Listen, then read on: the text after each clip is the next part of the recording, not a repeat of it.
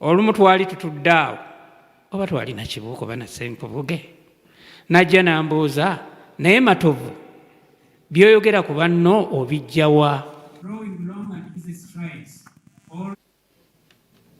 ne mmanyirawa munnange naye banzijukiza nga bakyali mu transit nga ye bwali naŋŋamba nti naye kasajja gwe kati olwonzi olinjogerako ki konze gwe weetantale weefiisefiise ebyange biŋŋambire ddala kati nalwo luggwe konze Alex just die gwe fa bufi kakano wuuno tuutuno muzzukulu wa Kabangala Kateeta Omumbaale eyo lyalinga ddoboozi lya Mike Kakande munywanyi waabwe naye yagenda dda ku radio emu yokka yokka Radio Uganda eyaliwo mu biseera ebyo kiyinjika okuba nga amaanyi ge n'amagezi ge ebyamufuula ow'ensonga yabigabana kuva ku bujjajja obwo obwebwabwe bukojja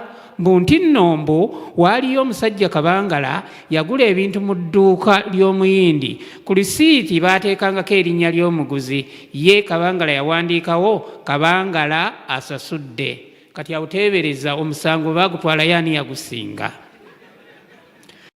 Embaga ya Mike Kakande ne Lilian Kibirango yali oba muli bya Apollo kyenzijukira nti Kwarish Clare Goloba ye yali Besman wa Kakande naye ono agalamidde wano ye yali MC ekyo kisi esinga obukulu ye yasooka okubeera MC ku mukolo gwa banne ng'ayambadde overall eyakaki yali baluganda nnyo ne Philip Bongole Lutaaya baabeeranga awo ku Namirembe Road we baasinziiranga okubeeyuka mu bidongo we twakolera ne Philip Bongole Lutaaya nga baakayimbira Bire Mutebi Frank Ambalire John Subuga awo mu Radio Uganda twali tukola Mixed Grill album baakayimbira n'abakulu abo naye Alex ne banne bwe baava tebaddamu kulabika twawulya simanyi bagenze Fort Portal ndowooza simanyiwa naye bwe baava eyo buli omu n'akwata lirye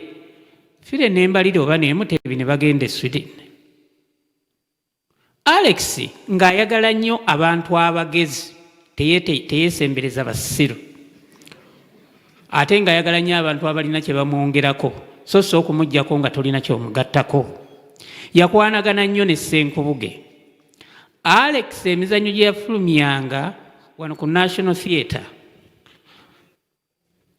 batono abaalaba ku ngule ya Kamukuukulu mu Popopo era abasinga n'akwata lirye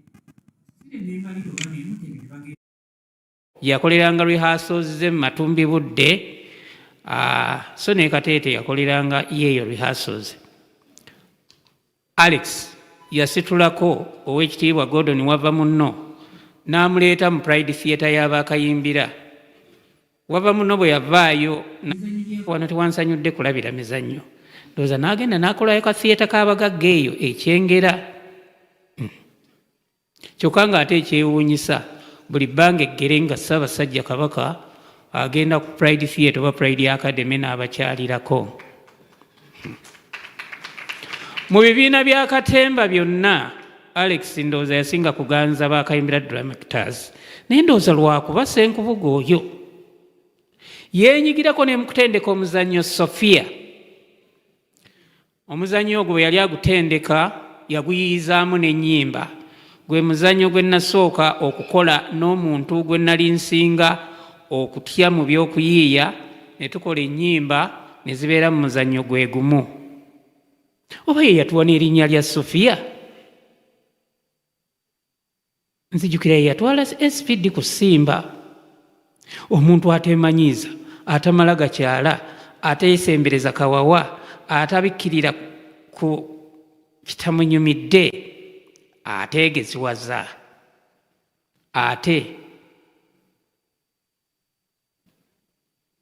nzijukira akasibiranga ku Pride Africa Corner ku mmeeza y'SPD baagabana bingi, baayolesebwa bingi, baaloota bingi.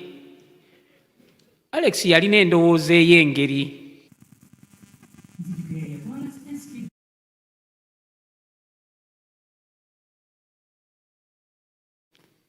basasula balwana bafuluma bakungiriza kyokka okubabuuza nti mulabyeyo kyewa Alex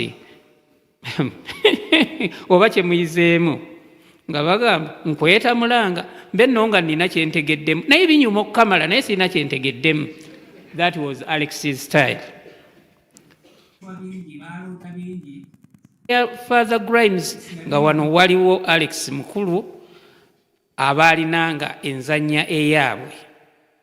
Ate Father Grimes ye twamwagalanga nnyo, yatuleeteranga obuwala obwabufiga ne bwetigonyolera wano ne bwetulekanga tusolobeza. Si mwe mwalinga ba Chloe ne Sharon. Olumu tuba tunyumya ku by'obufumbo n'amaka ne yeekokkola ab'eŋŋanda, abaana n'abakozi mu maka batumalako emirembe. So ng'omuntu ng'oli munno mwandibaddengako mwekka mu nnyumba yammwe nga mukunnumbuka bute ntegeeza bukunya. Oli n'ava eno ne muyisinganya ne mufumba nga tewali ayambadde. Naye kati ekyo Alex kaakati nno ffe baakayimbira bye tweragiranga ku b'Uganda ntegeeza ab'emuduuma tubadde London, Denmark ne Sweden okumala omwezi mulamba nga Alex ababa batwala n'abamazaayo omwaka mulamba Austria, America nga bali eyo. Abajulizi bwe bali wano, Didi waali, Nsuubira, Abasajja Mivulo oyo gwe mulaba owakabi waali, Frida gyali, Mabira waali, Kanaakulya n'abalala. Mwaka mulamba bagenze ku ttuwa, abamu bamalayo wiiki ne bagenda ne bakola n'embaga nga bakomyewo. Now the diagnosis. Omugenzi ekyamuse butayagala ndongo naye si kyekyamuse. But the prognosis predicted otherwise. Abe Namutamba ekituleese musango gwa bwavu. Kati eno gye bayita okukoza n'okukomba essowaani. Bw'obanga wali ogizeeko ne bwe kaba katono katya teweeyibaalanga, kubanga kakabe katono kakibe kinene kagube gunene kwonna kuba kugira, kubanga akatono ako bwe katuuka gy'okatumye kandivaamu ebibala ebirabwako.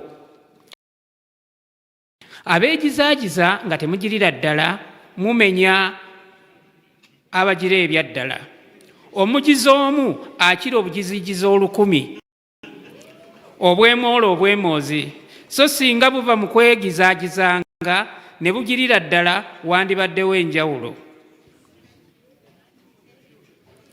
Alex, tomanyiddwa okumala galya buli w'osanze, si gwe agatta endeku na buli akwesembereza. Ate ogeeroboza bwe kubanga ddala wagiriddwa. How could you have been jirwad? Anti abenda ya nantuttululu ndowooza be basinga wano tebamala geegirira ne bw'aba wa 19 emyaka era bagamba wateekwa okuba nga waliwo eyagize nti oba kakadde kanne kamugize akasookeyo. Bannanga Abaganda mu maaso g'amaaso ag'obulijjo obadde kannaluti as in figure 1 kasajja katono weeka slim city, naye mu bwongo bwa bannabitone obadde sseddume, obadde namudiguli, obadde ssetterekero, obadde ssettendekero, generaali ow'ennyota ennya. Now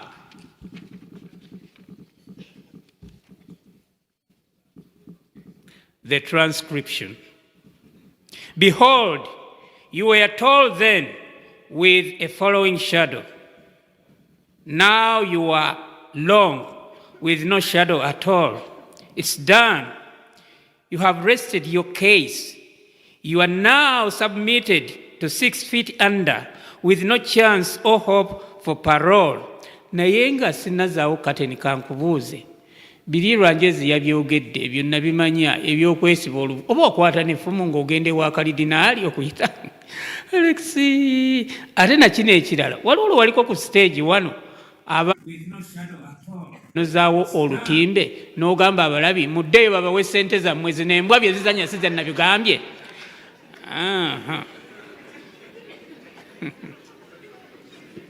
ebyo nga bikyali awo,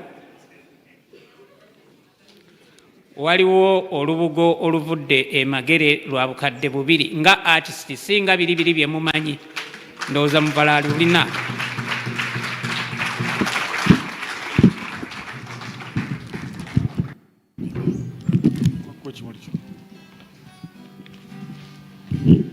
A+, nsaba tumalize ekimuli ekyo. A+. Ladies and gentlemen, I'd like to thank you so much. This is our last act. But I'll kindly ask that you all stay seated until the hearse is tufulumiza coffin okutuusiza ddala eri ebweru. Megaidde, let's all stay seated until we're out there. Tugenda Mengo, let's be there for the family. Tomorrow tuli Namirembe, let's be there for the family and for Alex. Let's be